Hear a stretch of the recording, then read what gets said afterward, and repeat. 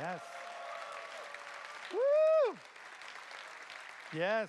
Oh, thank you for the applause. Still as enthusiastically as the beginning. Wow. Congratulations to you all. Just to make sure that you don't fall asleep during my talk, I have some visuals that I brought with me. So let's start.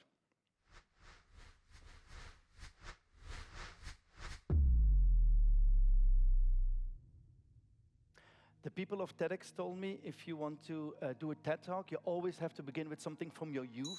Apparently that helps. So, okay. When I was 15 years old, no.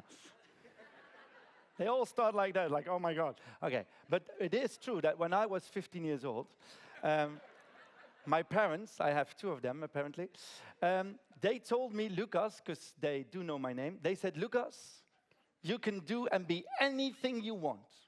Right? We don't care what you choose, as long as you're happy, it's fine by us.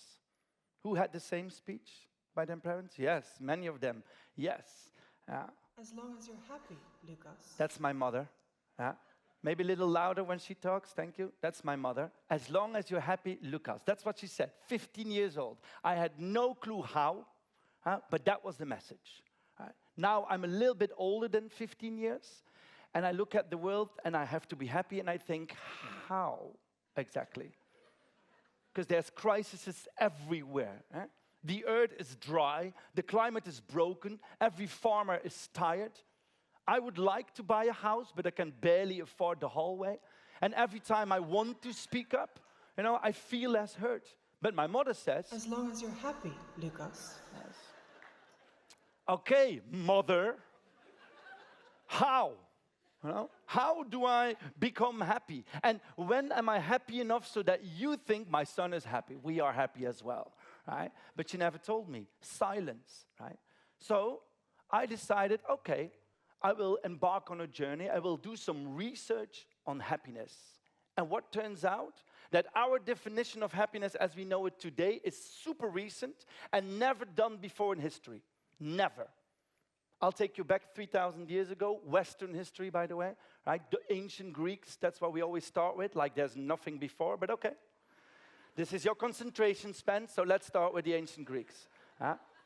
For them, happiness, right, was given by the gods. The gods decided whether you're happy or not. One problem, the gods were super busy doing other things, like turning into swans to screw people, right? That was a favorite thing of some of the gods, right? So happiness was very randomly given to you, to you, to you. And that was it. They were okay with that. But then Plato came, famous philosopher, and he said, no, no, no, no, no. People can be happy by themselves. How? He never told us, right? But it's like my mother, great insight. And then we had to wait to Aristotle, Aristotle is the student of Plato, and he said, if you do good to the community, then you're happy. So doing good for others means you are happy. Check, right? And then years later, so the Romans came and they sort of switched between Plato's ideas and between the gods randomly, so it depends on the emperor, right? But then Christianity came, right? Oh, and so happiness went back to God, one God, and he, or she, or it, or they, or them, we don't know yet, right? God decides if you're happy or not after you die. That was the concept. No, it's true. You live your life, no idea. You have no idea what happens. You die, and God says, happy or not happy, right? Or happy, I don't know the voice of God, but, happy or not. Again, very randomly, that's how it felt, and that's it. For 1,500 years, that was okay. This was happiness, just wait, right? After you die, you'll know. But then, we are in the 18th century, and this is where it starts to get interesting, because in the 18th century, a new class of people arose. You have to understand, for the foreign people here, and the people watching that they are not from the Netherlands, in the 17th century, the Netherlands discovered the world. Right? Nobody before knew that there were other worlds. It's crazy. And then they took all the money and everything from the people who lived there, and they became super filthy, wealthy, rich. Right? They call it the golden century. Very ironical now, looking backwards. But they're still very proud of it. I'm from Belgium, so I can mock the Dutch. They also colonized us. Yeah. I don't have time for this. Anyway. 10 o'clock. Okay. Anyways, right, what happened is that those merchants, right, before that you have to understand, 1,500 years long, you only had power if you were born in nobility or of the church, right? You had a position in the church. For the rest, 95% of the people were commoners, couldn't read, couldn't write, were just simple people, no power. But because of all the money made in the 17th century, in the 18th century, you had a new class of people, rich merchants who let their children study and read and write, and those children were thinking like, whoa, whoa, whoa, why can't we have power? Why can't we decide what is right and wrong? Why can't we be happy? So what did those children do? They started a revolution, right, with new ideas, with new values. For example, égalité, liberté, fraternité, and they started the French Revolution, right? Or they kicked out the Brits in a new country and called it America. And they had the Declaration of Independence of America. And in that declaration it says, and I'm quoting now, every man, human probably, but it says man, every man has the right to life, liberty, and the pursuit of happiness. The what? The pursuit of happiness. It's written down in the declaration. It says, the pursuit of happiness. So suddenly, instead of God, after you die, you yourself as a human could decide whether you're happy or not. Not doing the good for the communities, not God, you yourself. Mind blown. Completely new, right? And by the way, this is 250 years ago, for those who don't calculate that fast. 250 years ago, right? Right? And they meant by happiness, they meant freedom and wealth. Freedom means that you can actually have a say. For example, like we can say here in this country almost what we want, right? Almost, right? Or that you can have power. And wealth means that you can have a roof above your head, that you don't have worries, right? So this is what they did. So 250 years ago, our ancestors were fighting for more freedom and more wealth so that there would be more happiness. And the funny thing is, it worked, really. For 250 years, and this is scientifically proven, what I'm going to say now, not an opinion, right? For 250 years, every generation since got more wealthy and more free. Also the First and Second World War survivors, every generation, not every individual, they're always losers, right? But every generation, right? More freedom, we could vote, men, women, almost everybody can vote now. More wealth, we live in houses, we have central heating, running water, we have cars, amazing. For 250 years. So the pursuit of happiness worked. As long as you're happy, Lucas. It worked. Until now. Did you like the dramatic effect of the video? Yes, thank you. Okay. Who here is under 45 years old? Can I see some hands? Wow, a young audience. Yeah, me too. Congratulations. We are the first generation in 250 years that will have less freedom and less wealth than our parents' generation. Yes! Yeah, the first in 250 years, less, right? It's scientifically proven, by the way, for those that are cynical because of a lonely childhood. Those are always the cynical ones. Yes, I know better because, nobody loved me. It's okay. But even if you don't like science, by the way, just look around you. I mean, our democracy, freedom, is now a game of extremes, right? Our economy seems booming, and it is, right? But if you look closely, what you could buy with one mid-income wage in the 80s, for the same luxury, you need 2 of those mid-income wages, and still it will be like killer, right? Our resources, dried up, and the people we used to abuse for our own gain finally have a voice and say, no way, no more, right? We want a piece of the cake, and they're damn right. But that means that the myth of forever more is finally over. As long as you're happy, Lucas. I know. Our parents promised something different. Our parents told us, if you study well and you work hard, then you will have a job and a career and a house and freedom and wealth and happiness. But nowadays, I can study and work my ass off, and I still cannot afford a house. So, I don't have a real career. When is a career good enough? I have no say. I have no way. This is it, right? This is it. As long as you're happy, Lucas. I know, right? But the world is crumbling around us. It's crumbling around us, right? And we still hold on to that whole idea that we have complete control. We ourselves have control. Moreover, we tell it to our children. We tell to our children, you can do and be anything you want, right? If you just go for it, right? You can be a winner or loser. Tell us, what is it going to be? If you fail, you just get up and do better, be better, right? Mental health, just go to your special place. Whatever. You alone are responsible for your happiness and for your success. You. That's what we tell them, right? As long as you're happy, Lucas. We killed God and King so that you would be nothing in your way of success but you, right? As long as you're happy, I know, Lucas. mother, I know. That is what we tell our children because our parents told us the same thing, right? They told us, you are complete in control of your own happiness. You make your destiny, right? You control your success. You screw it up alone, right? You alone can screw it up because everything is given. There's nothing standing in your way of success now. It's you, right? So don't screw it up. You alone. You alone. As long as you're happy, Lucas. No! Mother, I love you, but shut up. I do not control my own success. I don't, just parts of it. I do not control my own happiness. Just parts of it. And I can certainly not do it alone. No one can. That is our biggest problem for all those here under 45. Right? The past few years, our generation did not get more freedom or more wealth. We just got more alone. 250 years ago, our ancestors fought for the happiness of every individual. And I thank them for that. I mean, we needed that. Look, we are here now. But along the way, we forgot each other. And now, official research, we live in the loneliest society ever. We alone. As long as you're happy, Lucas. As long as you're happy, Lucas. As long as you're happy, Lucas. As long as you're happy, Lucas. As long as you're happy, Lucas. As long as you're happy, as long as you're happy, Lucas. As long as you're happy, as long as you're happy.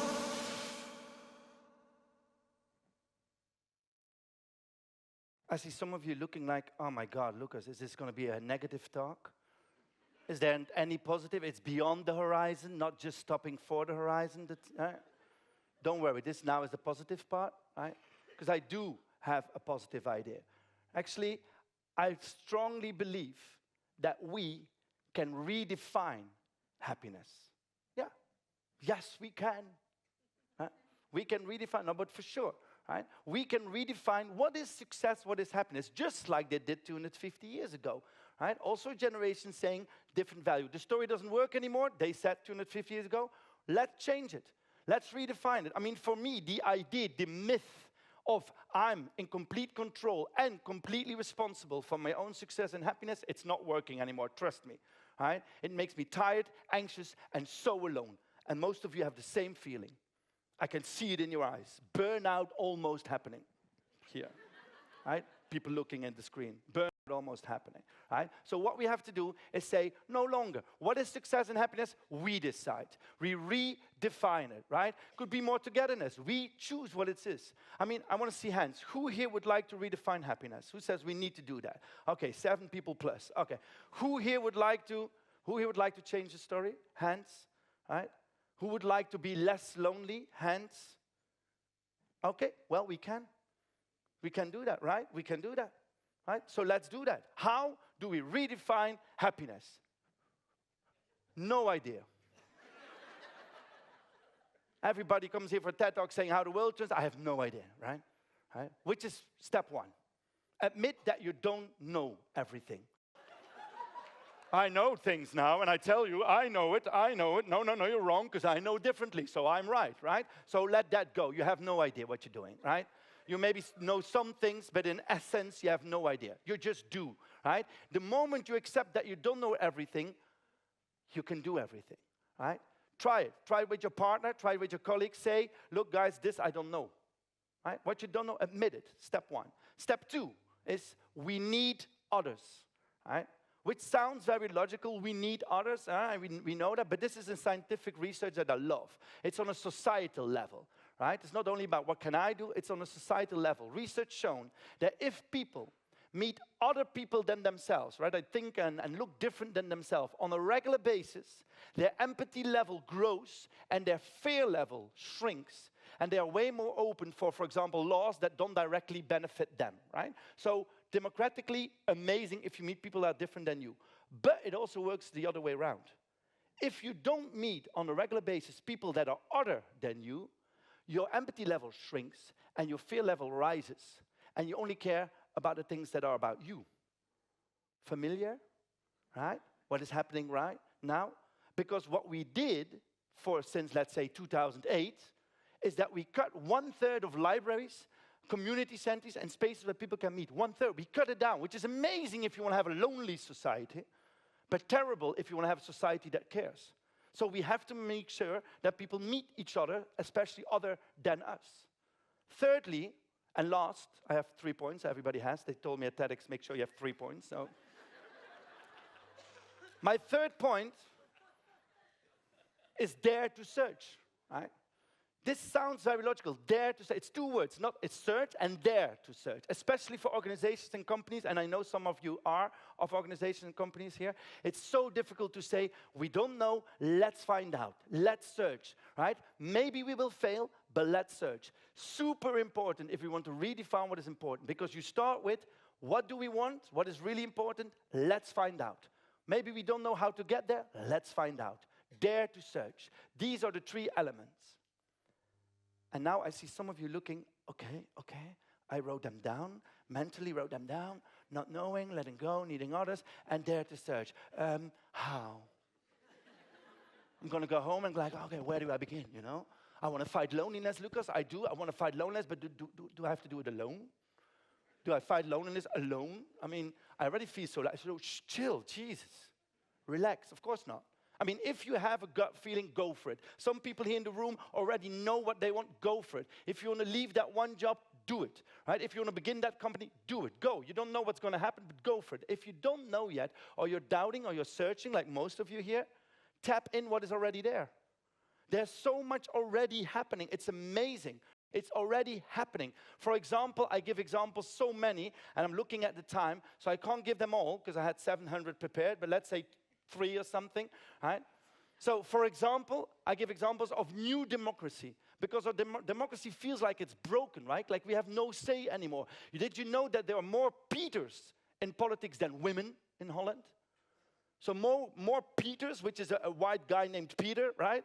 There are more of those than women in politics, because there are more women, luckily, in the world, okay? So it's crazy, but you sometimes feel like it's not changing. The good news is there are so many new ideas about democracy that are already instated. For example, in Holland, in Amersfoort, they are now looking at a permanent citizen council. So besides the elected people, you have citizens chosen by lot who also are in power. Right? You see now cities giving the budgets to the neighborhoods, and they can decide themselves, going on and on. You see now companies that are not only giving their money to shareholders, and we don't know who they are, right? But actually putting the money back in the company, making sure that people that work for them, employees, have power, have a say, giving back to nature, giving back to community. There's a whole trend of companies doing that. And you can choose to leave the company that doesn't do that and go for companies who do that, right? I also give the example of a lawsuit that is being prepared now in the Netherlands, where 100 mental health experts are suing the government, the Dutch government, for neglecting the mental health of their people. 100 professionals. And yes, don't clap, I don't have the time for it. But what I love about this, even if it doesn't go through, even if the judge says no, the statement of healthcare professionals saying, no, take your responsibility, government, because we have an epidemic of burnouts, is a signal that we people can do something. Right? And this is the great news that I discovered in my research. Yes, we have to redefine happiness. The main message is this. For me, right? It's already happening. The good news is you don't have to do it alone. Trust me, it's already happening. And you can do 2 things. You can watch and wait, which is okay. It's okay. Or you can join. Whatever you like, appeals you, you can join and help. And your life will not be less difficult or complicated. The world will not be a better place. Don't believe people who say that, right? The world is changing. Whether it's good or not depends on what side you are. So never say you're making a better world, please. Don't be arrogant or naive. But do say that you have a voice in it, right? And the great news, and I'm ending with my own music that I brought with me, is I don't know if it's going to be a better world or not. I do know that the changing of the definition of happiness, the changing of the story is already happening, and that you can join so that you never ever have to be alone again. Thank you so much. Thank you.